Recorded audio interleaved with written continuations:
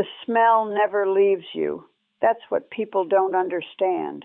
70 years from now, I could be sitting in a garden full of roses and I'll still smell it. Blood and antiseptic and gangrene and fear. It's in my nose, my throat, my lungs. Permanent. Anzio did that. Anzio did a lot of things. I'm from Nebraska, small town called Beatrice, population 3,000. My father ran the pharmacy. My mother taught piano lessons. I was the oldest of 4 girls, expected to marry young, have babies, keep a nice house. That was the plan. Then Pearl Harbor happened and everything changed. I'd finished nursing school in Omaha in 41, was working at the county hospital when we entered the war. 23 years old and restless, tired of small-town life, tired of the same faces and the same conversations. The Army Nurse Corps came recruiting in early 42. I signed up that day and my mother cried. They'll send you overseas, into danger. That's the point, Mama. I wanted adventure, wanted to matter, wanted to be part of something bigger than Beatrice, Nebraska. Be careful what you wish for, right? They trained us at Fort Sam Houston in Texas. 6 weeks of learning to work under combat conditions, setting up field hospitals, treating mass casualties, operating in tents instead of proper surgical theaters. It seemed exciting then, like playing soldier. We shipped out in November 43, landed in North Africa, then Sicily, then up the Italian coast. By January 44, I'd seen enough wounded to last a lifetime, or so I thought. Then they told us about Anzio. The plan was simple: land behind German lines, catch them off guard, march straight to Rome. Easy, quick, we'd be home by summer. The landing was January 22nd. Our field hospital set up a few miles inland near Nettuno. We were ready for casualties, had our tents up, supplies organized, surgical teams briefed. What we weren't ready for was the Germans surrounding us, trapping us on that beachhead, turning it into a shooting gallery with us as targets. The first shells hit our area on the 23rd, just ranging shots, testing. By the 24th, they had us zeroed in. By the end of the first week, we knew we weren't marching to Rome. We were pinned down in hell with 30,000 boys and nowhere to go. The casualties started coming in waves, dozens, then hundreds, shell fragments, bullet wounds, crushed limbs from collapsing bunkers, and we couldn't evacuate them. The harbor was under constant bombardment. The ships couldn't get close enough, so they stayed with us. Hundreds of wounded boys packed into tents while German artillery walked rounds across the beachhead trying to find us. Lieutenant Sarah Chen from San Francisco, she was my bunkmate. We'd been through training together, Sicily together, survived it all together. She looked at me that first week and said, "We're not getting out of here, are we?" I didn't answer. Didn't need to. The beachhead was 6 miles deep and 15 miles wide. 30,000 American and British troops crammed into an area you could walk across in an afternoon. And the Germans held the high ground, the Alban Hills, looking down on us like we were fish in a barrel. Our field hospital was marked with red crosses, huge ones painted on the tent roofs, visible from miles away. The Geneva Convention said they couldn't target hospitals. The Germans didn't care. First direct hit came on February 7th, late afternoon. I was changing bandages in the post-op tent when I heard the whistle, that sound you learn to recognize, the incoming shell that's going to be close. I hit the ground. Everyone did. The boys who could move dove for cover. The ones who couldn't just lay there, eyes wide, waiting. The shell hit the supply tent. Direct hit, blew it apart. Morphine, plasma, bandages, surgical supplies, all gone. Just gone. We lost 2 corpsmen in the blast, Martinez from El Paso and Johnson from Maine. They'd been moving supplies, didn't even have time to run. Colonel Brennan, he was our chief surgeon, he called us together that night. All the nurses, all the doctors. "They know we're here," he said. "They're targeting us deliberately. I'm not going to lie to you. It's only going to get worse. If anyone wants to request transfer, I'll approve it. No questions asked. Nobody moved, 32 nurses, and nobody left. Not because we were brave, we were terrified. But those boys needed us. Where else were we supposed to go? The shelling became constant. You learned to work through it, operating on a soldier while shells landed 50 yards away, starting IVS while the ground shook, changing bandages while dirt rained from the tent ceiling. We moved the worst cases underground, caves and bunkers near the beach, dug into the sand and rock, reinforced with whatever we could find. Not proper hospitals, just holes in the ground, dark, damp, cold, but safer than the tents. Sort of. Private Eddie Russo from Brooklyn, he'd lost both legs to a mine. We had him in one of the underground wards, stable but in shock. I was checking his vitals when another shell hit nearby. Close enough that the concussion blew out our lanterns, dropped the roof supports. In the darkness, Eddie started screaming, not from pain, from panic. Buried alive in the dark, helpless, no legs, can't run. "I'm here," I kept saying, holding his hand. "I'm right here. You're not alone." "I can't see. I can't see." "It's just the lights. Just the lights, Eddie. You're okay." But he wasn't okay. None of them were. How could they be? We got the lanterns relit eventually. Eddie was crying, shaking, 20 years old and destroyed. Even if his stumps healed, even if he survived the infection that was almost certainly coming, he'd never be whole again. "Will you stay?" he whispered. I stayed, sat by his cot for 2 hours, holding his hand while the shells kept falling. He died 3 days later, gangrene. We didn't have enough antibiotics, had to make choices about who got treated and who didn't. Eddie wasn't priority. By late February, we were overflowing. Every tent packed with wounded, every underground bunker full. We had boys laying on stretchers outside, covered with tarps, waiting for surgery. Some waited 2 days. Some died waiting. The surgical tent ran 24 hours, 3 tables, 3 teams, constant rotation. We'd finish one soldier, move him to recovery, prep the next. Assembly line surgery. No time for careful technique. Just stop the bleeding, remove the shrapnel, close them up and hope. I worked 12-hour shifts, sometimes longer. Your hands moved on autopsy.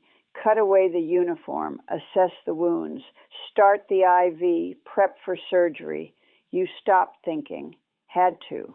If you thought about what you were seeing, what you were doing, you'd fall apart. The head wounds were worst. Boys with half their skulls blown away, still alive somehow, still conscious, looking at you with one eye, the other just gone, asking if they were going to be okay. "You're going to be fine," you'd say. Lying, always lying. Corporal Jimmy Hayes from Georgia, he came in with a shell fragment through his chest. Punctured lung, massive internal bleeding. We got him on the table, but Colonel Brennan took one look and shook his head. "Nothing we can do. Keep him comfortable." Jimmy was 19, married 3 months before shipping out, had a picture of his wife in his wallet.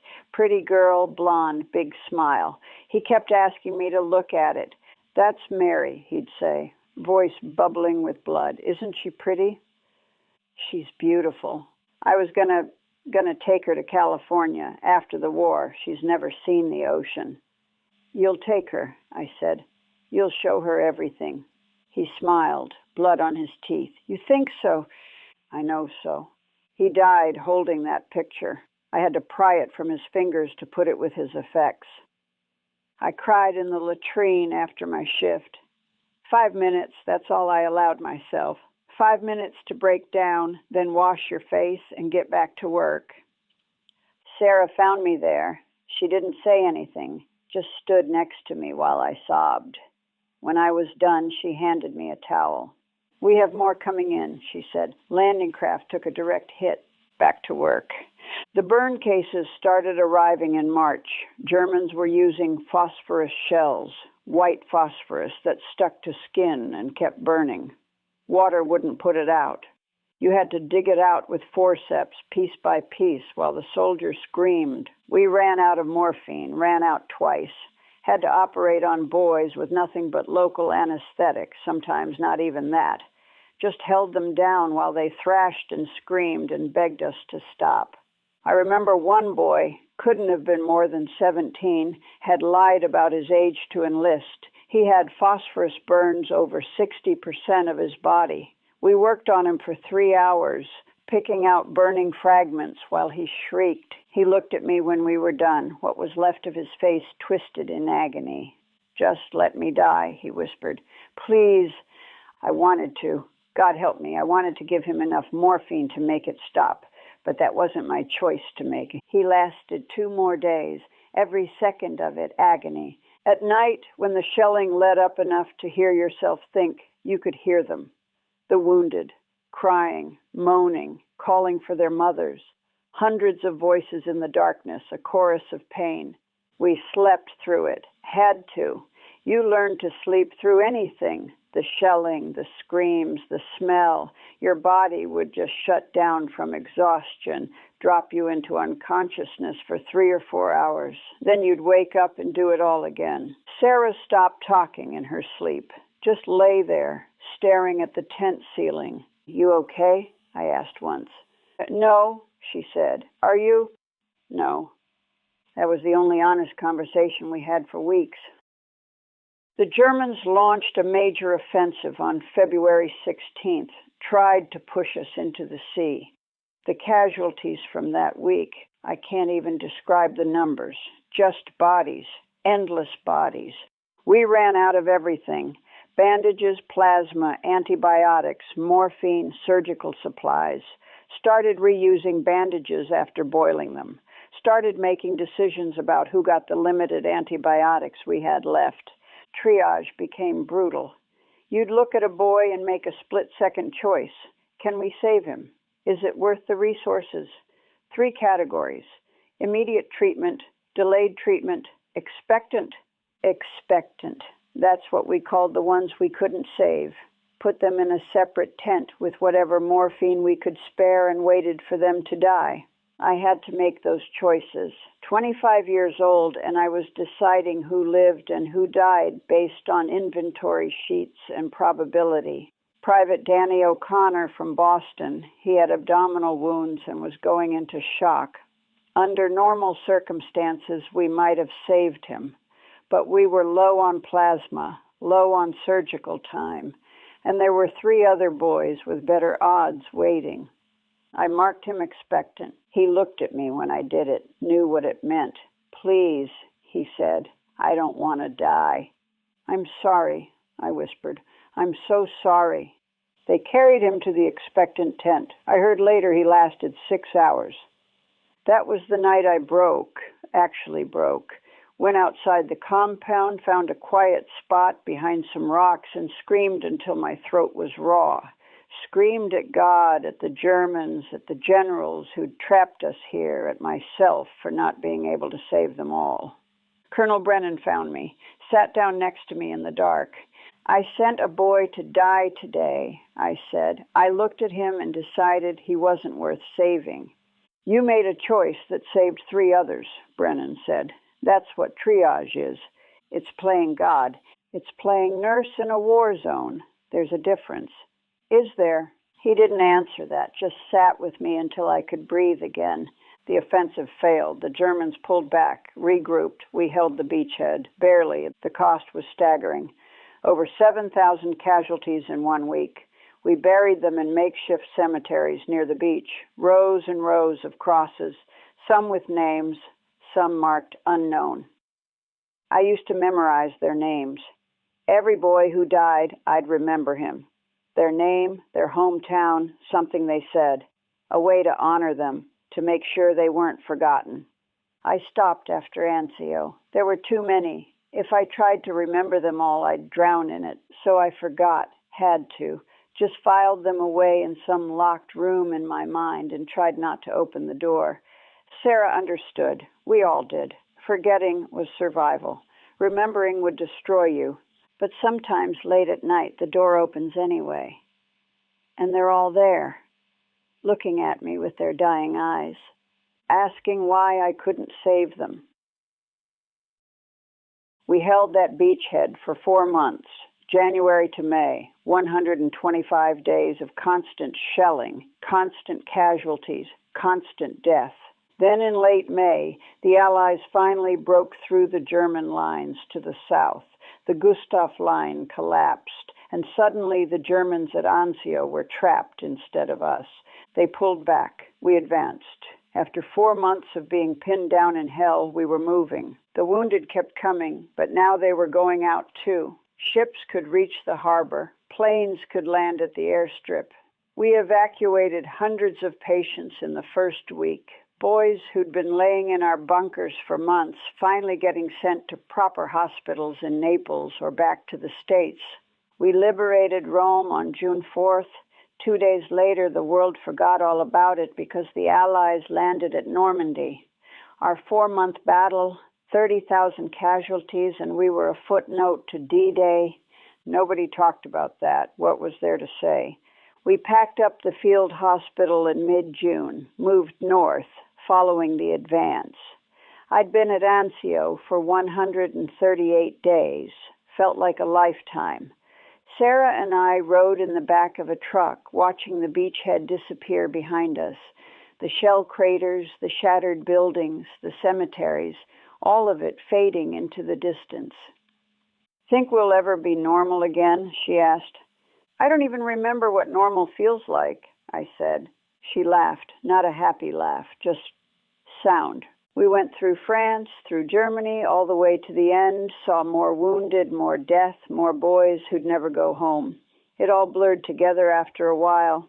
One field hospital looked like the next. One shattered body looked like the last. When Germany surrendered in May 45, I felt nothing, no relief, no joy, just exhaustion. They shipped us home in July. The boat ride back was surreal. Nurses who'd spent years in combat zones, suddenly in clean uniforms on a clean ship with clean sheets and hot showers, like waking up from a nightmare into a dream. Except the nightmare didn't end just because you opened your eyes. We docked in New York. They had a band playing, people cheering, ticker tape parade for the returning heroes.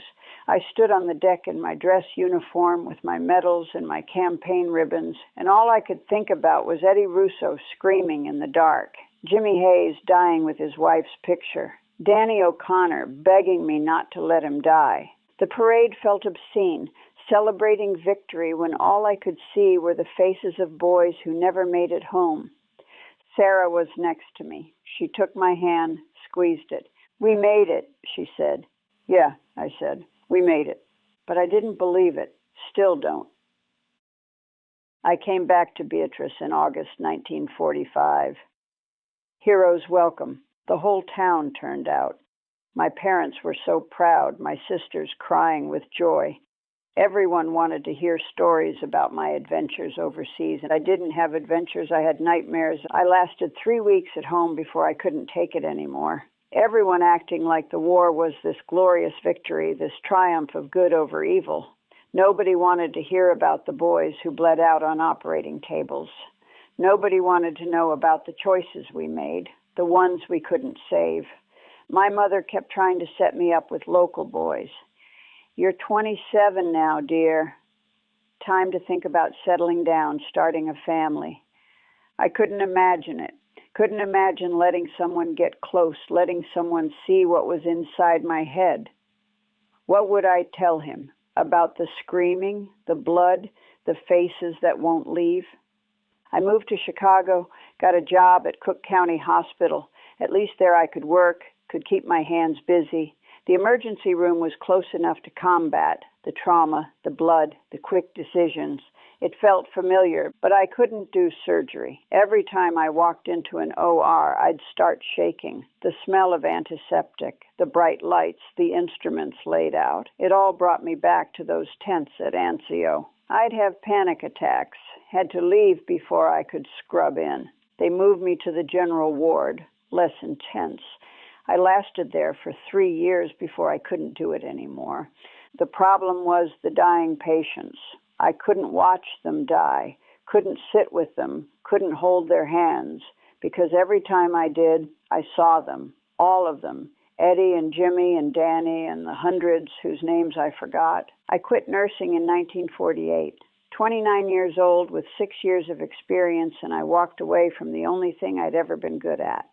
Worked as a secretary after that, filing, typing, answering phones, safe, boring, nothing life or death about shipping invoices and ordering supplies. I never married, dated a few men, nice guys, but I could never explain why I'd wake up screaming, why I couldn't stand loud noises, why the 4th of July sent me into hiding for days.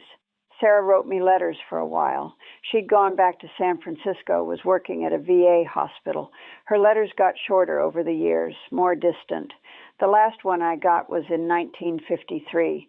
She said she was doing fine, but I could read between the lines she wasn't fine. Neither of us were. I tried therapy once in the 50s. The doctor wanted to talk about my childhood, my relationship with my father. I tried to tell him about Anzio, and he kept steering the conversation back to Nebraska. The war is over, he said. You need to move past it. Move past it like it was a bad breakup, a lost job, something you could just get over if you tried hard enough. I never went back. I'm 61 now. 16 years since I left Anzio. Doesn't matter.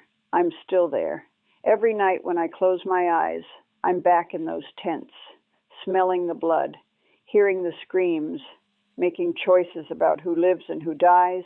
People thank me for my service sometimes, see my campaign ribbons, shake my hand, tell me I'm a hero. I'm not a hero. Heroes save people. I just watch them die, and the worst part is knowing I'd do it again. If they asked me tomorrow to go back to work in a field hospital in some godforsaken war zone, I'd go. Because that's where I belong now, not in this peaceful world with its peaceful people and its peaceful problems. I belong in the chaos, in the blood, in the place where my hands knew what to do and my choices mattered and boys needed me even if I couldn't save them all. Sarah killed herself in 1956. I found out from her sister, pills and whiskey in a bathtub in San Francisco. The war had been over 11 years.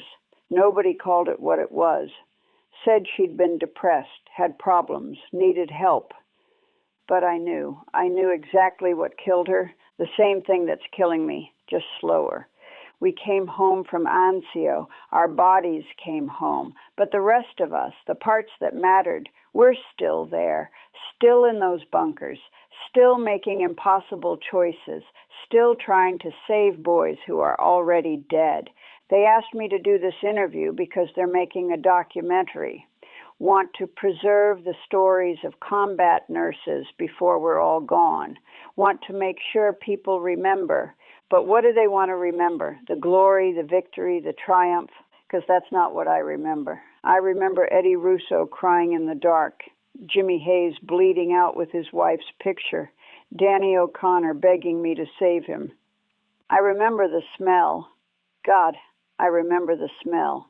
And I remember that I couldn't save them, couldn't save any of them. That's what Anzio was, not victory, not glory, just death and choices and the weight of knowing you didn't do enough. You never do enough, and that weight never lifts, not in 16 years, not in 60, not ever. We survived Anzio, but we never left it. None of us did.